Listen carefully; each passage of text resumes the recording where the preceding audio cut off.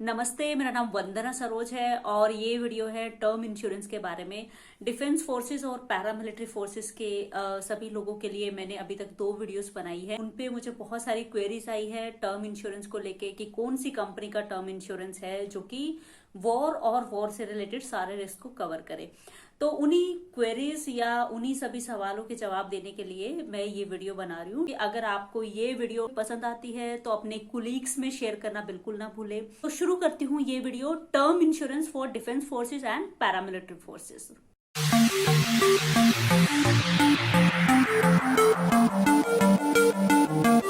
सबसे पहले समझते हैं टर्म इंश्योरेंस क्या होता है। जैसे कि नाम ही बता रहा है कि एक पर्टिकुलर टाइम के लिए आप इंश्योरेंस खरीदते हैं।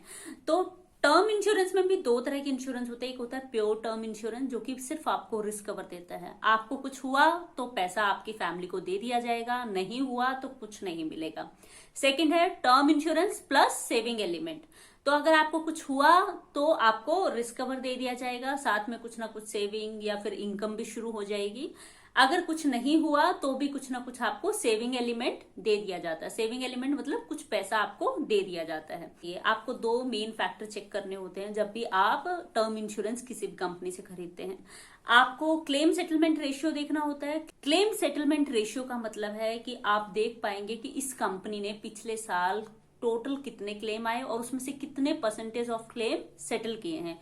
किसी भी कंपनी का अगर क्लेम सेटलमेंट रेशियो 90% प्लस है तो वो अच्छा माना जाता है। अब दूसरा आपको जो फैक्टर चेक करना है वो आपको चेक करना है क्लेम रिजेक्शन रेशियो। इसका मतलब ये है कि उस कंपनी ने लास्ट ईयर या उससे भी पहले कितने परसेंटेज क्लेम रिजेक्ट किए। ये दोनों फैक्टर्स देखने के बाद बात आती है फ्री लुक पीरियड की। कभी आपको लगता है कि मैं बैंक गया हूं या इंश्योरेंस कंपनी गया हूं, मैं खरीदना टर्म इंश्योरेंस चाहता था, मुझे कोई और इंश्योरेंस पॉलिसी बेच दी गई है।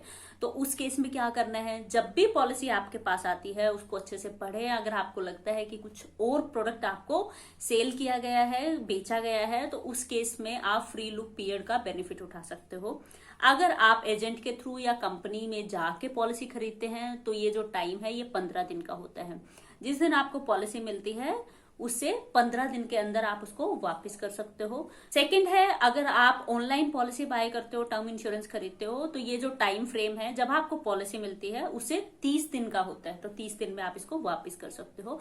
तो कुछ पैसा आपका काट के जो भी एक्सपेंसेस है, टैक्स है, मेडिकल कॉस्ट है, आपको सारा पैसा वापस कर दिया जाएगा। जब भी आप अमाउंट डिसाइड करने की कोशिश करते हैं कि कितने अमाउंट का इंश्योरेंस मुझे और चाहिए और कितने का है जो कि मैं सर्विस में अपनी सर्विस के थ्रू इंश्योरेंस ऑलरेडी ले रहा हूं, तो यहाँ पे हमेशा ध्यान रखें कि बहुत सारी टर्म्स कंडीशंस होती हैं। आप अपनी सर्विस डॉक्यूमेंट्स या फिर जो भी आपका एडमिन डिपार्टमेंट है वहां से ले सकते हो। और ये जरूर चेक करें कि ये जो टर्म्स कंडीशंस है ये क्या है। जैसे कि अगर आप लीव्स पे हो तो हो सकता है कि आपको कम अमाउंट मिले। अगर आपका वॉर या ऐसी वॉर रिलेटेड कैजुअलिटी होती है तो आपको थोड़ा अमाउंट ज्यादा मिले, या पेंशन भी आपको हो सकता है 100% मिले। तो ये ऐसी बहुत सारी टर्म्स कंडीशंस हैं जो कि आपको जरूर चेक करना चाहिए। उसी से आप एक फेयर आइडिया लगा पाएंगे कि कितने अमाउंट का रिस्क कवर अभी आप अवेल कर सकते हैं और कितना और आपको ऐड करने की जरूरत है। तो आपको जिस भी कंपनी का टर्म इंश्योरेंस खरीदना है उसका आपको प्रोडक्ट ब्रोशर चेक करना है और प्रोडक्ट डॉक्यूमेंट भी अच्छे से चेक करना है। मैं एग्जांपल लेती हूँ एसबीआई टर्म इंश्योरेंस का। सर्च रिजल्ट में है ये ऑनलाइन टर्म इंश्योरेंस प्लान आया है, या आप ऐसे किसी भी कंपनी के टर्म इंश्योरेंस की एक्सक्लूजन चेक कर सकते हो। ये ऑनलाइन जो टर्म प्लान है एसबीआई का उसका नाम है। आप नीचे जाएंगे डाउनलोड में, ये आपको हर कंपनी में ऐसे ही फॉर्मेट मिलेगा। आप डाउनलोड में जाएंगे तो आपको ये तीनों दिखाई देंगे, product brochure, policy document and product guide. अब आपको तीनों ओपन करना है, उसके बाद वहां पे एक्सक्लूजन का जो कॉलम है वो ध्यान से पढ़ना है और उसके बाद आप देखिए कि ये जो पॉलिसी है या ये जो टर्म प्लान है ये आपके लिए सुटेबल है या नहीं है। बहुत बार ऐसा भी होता है कि जो प्रोडक्ट ब्रोशर है उसमें कुछ चीजें नहीं दी होती हैं, लेकिन जो प्रोडक्ट डॉक्यूमेंट है उसमें सब कुछ मेंशन होता है। आपको फिर भी डाउट रहता है तो आप क्या करेंगे, आप कांटेक्ट करेंगे क्लेम डिपार्टमेंट को। अब क्लेम डिपार्टमेंट की ईमेल आईडी आप ब्रांच से भी ले सकते हो या आपको ऑनलाइन भी मिल जाएगी। क्लेम डिपार्टमेंट के पास से जो आपको रिवर्ट आता है, रिस्पॉन्स आता है, उसका भी आप प्रिंट आउट निकाल के पॉलिसी के साथ जरूर स्टेपल कर ले। अगर आप डिफेंस में हैं, पैरामिलिट्री फोर्सेस में हैं, तो ये और भी ज्यादा जरूरी हो जाता है कि आप ये अच्छे से डिस्क्लोज करें कंपनी में कि मैं इस प्रोफाइल पे हूँ और इस सर्विस में हूँ। इसका रीजन है जो सेक्शन 45 है उसके अंडर कंपनी के पास ये अधिकार होता है कि अगर उसको कल की डेट में ये पता चलता है, 3 साल पूरे होने से पहले ये पता चलता है कि आपने कुछ भी जो इन्फॉर्मेशन है वो गलत दी है और आपने कुछ भी धोखाधड़ी की है, कुछ छिपाने की कोशिश की है, तो हो सकता है कि आपका जो टर्म इंश्योरेंस है वो कंपनी रिजेक्ट भी कर दे। तो इसलिए बहुत जरूरी है कि आप अपना जो आपकी सर्विस है और पर्टिकुलर जो आपका जॉब प्रोफाइल है वो बहुत अच्छे से डिस्क्लोज करें। बहुत बार ऐसा होता है कि आप एजेंट से पॉलिसी बाय करते हैं, बट जो एजेंट्स हैं वो आपके साथ सारी चीजें शेयर नहीं करते हैं, या इवन जो पॉलिसी के साथ जो जॉब प्रोफाइल शीट लगनी होती है डिफेंस या पैरामिलिट्री फोर्सेस के लिए, वो भी आपको नहीं देते हैं, आपको नहीं बताते हैं। इसका रीजन ये होता है कि बहुत बार पॉलिसी रिजेक्ट हो जाती है, तो जो एजेंट है वो भी कभी नहीं चाहेगा कि पॉलिसी रिजेक्ट हो। अब मैं बात करती हूँ नॉमिनी की। जब भी आप पॉलिसी खरीदते हैं तो नॉमिनी का नाम अच्छे से मेंशन करना ना भूलें। नॉमिनी का नाम नॉमिनी के डॉक्यूमेंट्स के हिसाब से ही मेंशन करें। अब नॉमिनी क्या होता है, जब आप पॉलिसी खरीदते हैं तो आपको किसी एक ऐसे पर्सन का, आदमी का नाम उसमें लिखना होता है नॉमिनी के कॉलम में, जिसे आप चाहते हैं कि अगर कल मुझे कुछ हो जाता है, मेरा लाइफ लॉस होता है, मुझे कुछ भी हो जाता है, मेरी डेथ हो जाती है, तो ये सारा पैसा जो है इस पॉलिसी का इसी आदमी को मिले, तो उसको बोलते हैं नॉमिनी। पॉलिसी के डॉक्यूमेंट है वो खुद से भरने की कोशिश करें। जॉब प्रोफाइल शीट जरूर जरूर भरें। मोबाइल नंबर या इवन लैंडलाइन नंबर वही डालें जहां जो आपको लगता है कि हमेशा ही एग्जिस्ट करेगा। ये नहीं है कि आप यहाँ पे पोस्टेड हैं, कल कहीं और पोस्टिंग आ जाती है और आप अपना मोबाइल नंबर जो है वो पोर्ट नहीं करा पाते किसी भी रीजन की वजह से, तो आपके रेजिडेंस का मोबाइल नंबर आप वहां पे दे सकते हो। ईमेल आईडी आप अपनी पर्सनल ईमेल आईडी जरूर दें।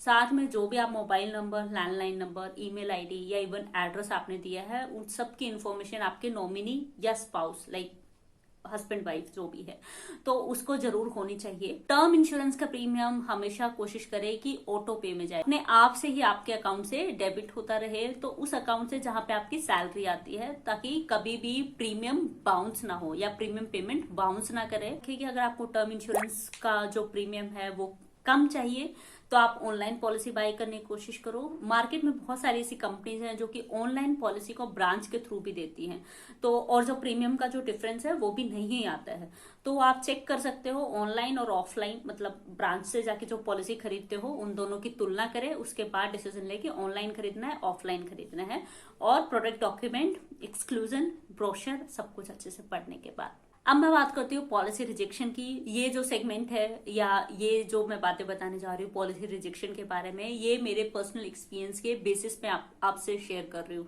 आप कन्विंस हैं कि जो सर्विस से मुझे जो इंश्योरेंस मिल रहा है, जिसके लिए ऑलरेडी मैं अपनी मेरी सैलरी से जो मंथली प्रीमियम जा रहा है वो रिस्क कवर मेरी फैमिली के लिए सफिशियंट है, तो आप कंपनी से बात कर सकते हो, इंश्योरेंस कंपनी से, और आप एक ऐसी प्लेन वनीला पॉलिसी ले सकते हो जो कि आपकी जॉब से रिलेटेड रिस्क को कवर नहीं करेगा, लेकिन इसके अलावा जितने भी रिस्क हैं, जैसे कि एक्सीडेंटली डेथ होती है या जब आप छुट्टी पे हैं तो कोई लाइफ लॉस किसी भी कारण से होता है, जैसे कि बीमार हो जाते हैं, तो वो सब कवर करेगा। तो आप ऐसी कोई पॉलिसी खरीद सकते हो जिसमें कि जॉब से रिलेटेड रिस्क एक्सक्लूडेड होंगे, वो कवर्ड नहीं होंगे। सेकंड, हो सकता है कि जो इंश्योरेंस कंपनी है ज्यादा अगर आप इंसिस्ट करते हैं, ज्यादा प्रेशर डालते हैं कि हमें टर्म इंश्योरेंस लेना ही लेना है, आप कैसे रिजेक्ट कर सकते हो। इवन मैं LIC की भी बात कर रही हूँ, तो हो सकता है कि वो आपको ऑप्शन दे कि आप 10 टाइम्स एक्स्ट्रा प्रीमियम पे करें नॉर्मल प्रीमियम से, तो हम आपको टर्म इंश्योरेंस देंगे। और फ्रैंकली स्पीकिंग, अगर आप 10 गुना ज्यादा प्रीमियम पे करते हैं उसी टर्म इंश्योरेंस के लिए जो कि सिर्फ प्योर रिस्क कवर है, आपको वापस कुछ नहीं मिलना, तो ऐसा टर्म इंश्योरेंस लेने का कोई फायदा नहीं है। आप थर्ड स्टेप भी ट्राई कर सकते हैं। थर्ड स्टेप जो है वो है आप IRDA को कांटेक्ट कर सकते हैं, जो आपकी पॉलिसी रिजेक्ट हुई है उन सब चीजों को लेके, बिकॉज फाइनली पैरामिलिट्री फोर्सेस और डिफेंस फोर्सेस जो है वो नेशन को ही सर्व कर रही है। आप अपने पॉलिसी रिजेक्शन को लेके आप IRDA में कंप्लेन कर सकते हैं। अगर मैं एक रिसेंट एग्जाम्पल की बात करूं तो सुप्रीम कोर्ट ने सुशांत का जो डेथ केस है उसके तुरंत बाद ही एक हियरिंग हुई थी सुप्रीम कोर्ट में। तो उसके बाद सुप्रीम कोर्ट ने इंस्ट्रक्शंस दिए हैं IRDA को और साथ में सेंट्रल गवर्नमेंट को कि जो मानसिक रोग से अगर कोई भी पीड़ित है वो भी हेल्थ इंश्योरेंस ले सके। ऐसा कोई हेल्थ इंश्योरेंस होना चाहिए जो कि मेंटल इलनेस को भी कवर करे और उसके ट्रीटमेंट के लिए भी वो कंपनी से क्लेम ले सके। तो बेसिकली पैरामिलिट्री फोर्सेस और डिफेंस फोर्सेस के जितने भी पर्सनल है वो नेशन को सर्व कर रहे हैं। तो बहुत जरूरी है कि IRDA अभी इस बात पे ध्यान दे और जितने भी इंश्योरेंस कंपनीज हैं अगर वो वॉर या रिलेटेड रिस्क को कवर करने को तैयार हैं तो वो पॉलिसीज को रिजेक्ट ना करे। प्रीमियम जो है वो थोड़ा बहुत हाइक हो सकता है, थोड़ा बहुत बढ़ सकता है। लाइक अगर 10,000 प्रीमियम है तो वो आपसे 12,000 चार्ज कर सकते हैं, 13,000 चार्ज कर सकते हैं। बट इसका मतलब ये नहीं है कि अगर 10,000 प्रीमियम है तो वो आपको 1,00,000 रुपए देने को बोले। तो इसके लिए आप सुप्रीम कोर्ट में भी अपील कर सकते हो। तो ये थी मेरी वीडियो टर्म इंश्योरेंस के बारे में डिफेंस फोर्सेस और पैरामिलिट्री फोर्सेस के लोगों के लिए। अगर कोई सुझाव है, सजेशन है तो कमेंट बॉक्स में डालें, वीडियो को शेयर करें अगर आपको अच्छी लगी और आप चाहते हैं कि और लोगों की भी आप हेल्प करना चाहते हैं। और वीडियो पसंद आई तो लाइक करना ना भूलें, नीचे ही लाइक का बटन है। आपको ऐसी ही इंपॉर्टेंट वीडियो चाहिए तो नीचे ही आप राइट साइड में देखेंगे सब्सक्राइब इंग्लिश में लिखा है, उस पर क्लिक करेंगे, वहीं पे बेल आइकन आएगा, उस पर क्लिक करने के बाद आपको ऑल सेलेक्ट करना है ताकि पोस्ट ऑफिस से रिलेटेड जितने भी इन्वेस्टमेंट प्रोडक्ट्स हैं या फिर म्यूचुअल फंड्स हैं या फिर आपको ऐसी इंपॉर्टेंट वीडियो जो कि स्पेशली डिफेंस फोर्सेस और पैरामिलिट्री फोर्सेस के लिए है वो सब आपको टाइमली मिलती रहे। मिलती हूँ नेक्स्ट वीडियो में। बाय।